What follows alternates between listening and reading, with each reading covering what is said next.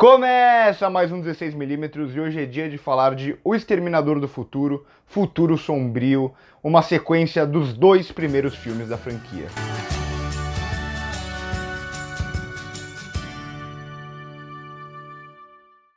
"25 anos depois dos eventos de O Exterminador do Futuro 2, um novo e modificado exterminador é enviado do futuro pela Skynet para finalizar uma jovem. Sarah Connor e T-800 vão tentar ajudar a garota a sobreviver." Bom, esse filme ele ignora os três que vieram antes e ele vai levar em consideração apenas os dois primeiros, que eu já fiz uma crítica aqui no canal dos dois primeiros nessa semana, então se te interessa, assiste lá, que pra mim são os dois únicos que são realmente bons e realmente necessários, e depois deles a franquia saiu da mão do James Cameron e aí começou a virar uma bagunça. O 3 até passa, mas aí vem o 4, o 5, que é uma espécie de reboot, que são muito fracos.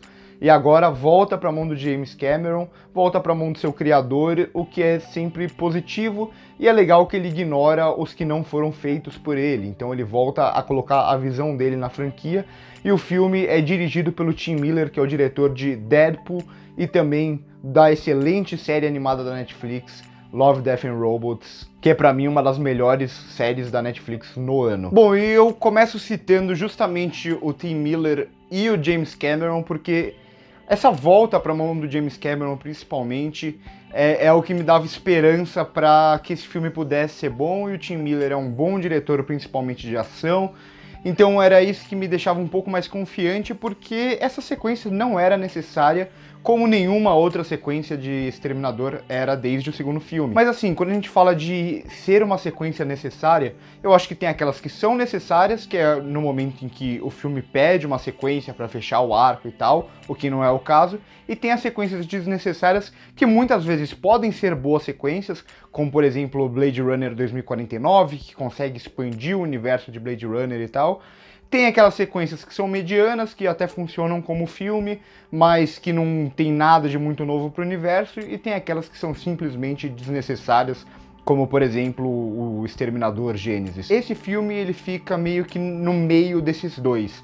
Ele tem os seus bons momentos, ele tem algumas boas ideias, ele trabalha algumas coisas bem, mas tem também muitos outros problemas, e no fundo a gente fica com aquela sensação, pelo menos eu fiquei com a sensação de que ele não traz nada de muito novo pro universo. Mas antes de qualquer coisa, eu já deixo claro que eu acho que esse é o melhor filme desde o 2. Não que isso queira dizer muita coisa, porque os dois primeiros são muito bons, como eu falei lá na outra crítica, e as outras sequências não são nada boas. Então eu acho que ele é um filme assim mediano. O que eu gosto aqui é como eles sabem focar no grupo. Apesar do filme seguir a mesma estrutura, até usar muitos fanservices, alguns até que encaixam bem, outros ficam um pouco desnecessários, que é só mesmo para fazer a referência para o fã. E esse filme ele vai trabalhar muito a nostalgia, esse filme é voltado mesmo para quem é fã de Exterminador do Futuro, mas o que eu gosto mesmo é como ele vai trabalhar os personagens. Eu acho que as atuações aqui são muito boas, principalmente a Mackenzie Davis, que eu acho ela uma bela atriz em desenvolvimento, que pode vir a ser uma grande atriz. Eu gosto muito mais da atuação da Linda Hamilton nesse filme do que nos primeiros, que eu falei que lá eu não achava ela muito boa atriz. E o próprio Arnold Schwarzenegger aqui, ele também tá muito bem, com um lado até mais humano, que a gente vê um pouco no segundo filme também. Mas mais até do que isso, a partir de uma escolha muito ousada já ali na primeira cena do filme, eu acho que o filme deixa claro que ele tem uma construção dramática dos personagens. E eu acho que isso é fundamental para a gente pelo menos gostar deles e sentir por eles e sentir que a gente tem que estar do lado deles o tempo inteiro. E nesse sentido, eu acho que o único que eu não gosto muito é o novo vilão, o novo Exterminador, que ele basicamente vai ser um T-1000 com alguns recursos novos, mas que não vão agregar nada muito além do T-1000. E o T-1000 eu achava muito mais interessante do que ele. Então é aquele negócio de quando você não tem muito para onde expandir o universo, e aí você tenta introduzir algumas coisas mais tecnológicas aqui e ali, mas no final, se a gente pensa bem, não tem nada de muito relevante. E outra coisa que eu gosto também é que, como eu disse na outra crítica, os filmes antigos eles vão trabalhar algumas temáticas, até de ficção científica e tal.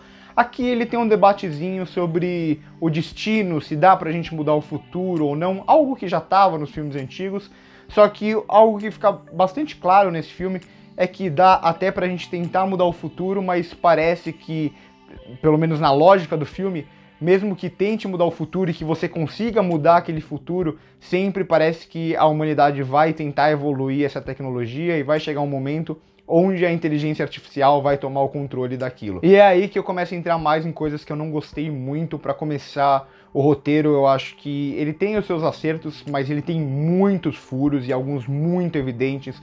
Então é aquilo que, se a gente parar para pensar e falar, mas por que tal personagem fez isso se ele tinha falado que tinha feito aquilo? Como isso aconteceu se o personagem falou que tinha acontecido outra coisa? Se a gente começar a parar pra pensar no roteiro, ele vai ter vários furos, então eu indico que vocês nem façam isso. Mas definitivamente o que mais me decepcionou aqui, não é nem que me incomodou, não é nem que eu achei péssimo e tal, mas que me decepcionou porque eu esperava mais, é justamente a direção do Tim Miller. Porque ele é um bom diretor de ação, ele é um cara que sabe trabalhar ideias, como ele já mostrou em Love, Death and Robots, mas aqui ele parece que ele faz as escolhas mais genéricas possíveis e tem uma ou outra boa sequência de ação, mas no geral eu achei elas muito derivadas. Então qualquer filme blockbuster que você pegar de ação, você vai encontrar cenas de ação muito parecidas com esse filme, até na escolha visual, na escolha estética, com muito CGI. Aqui, em alguns momentos, o CGI funciona, em outros ele fica muito evidente, principalmente em algumas movimentações ali do vilão e tal, que fica claro que parece um boneco digital mesmo.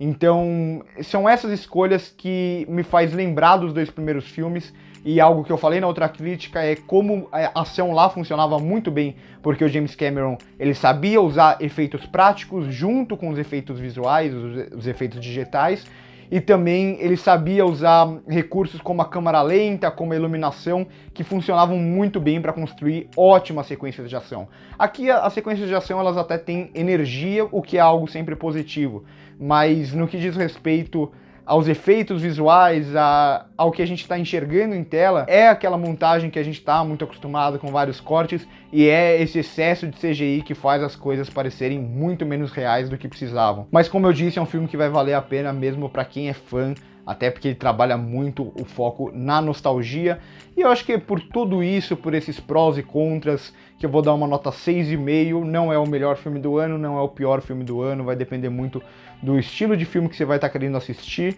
Tem muitos problemas, tem algumas virtudes, só que sem dúvida ele poderia, com melhores ideias e uma direção um pouco mais eficiente, ser melhor do que ele realmente é. Bom, então por hoje é isso. Se você gostou do vídeo, já deixa o seu like, se inscreve no canal, que ajuda muito a gente a crescer. Comenta aí embaixo o que você estava esperando desse filme, se você gostou ou não dele, se você concorda ou não comigo, sempre com muita educação, que dá pra gente ter um debate bem legal, numa boa. E passa aqui também no primeiro comentário para ver as nossas outras redes sociais, incluindo o Instagram, que agora a gente está produzindo críticas pra lá também. Por hoje é só aí, corta!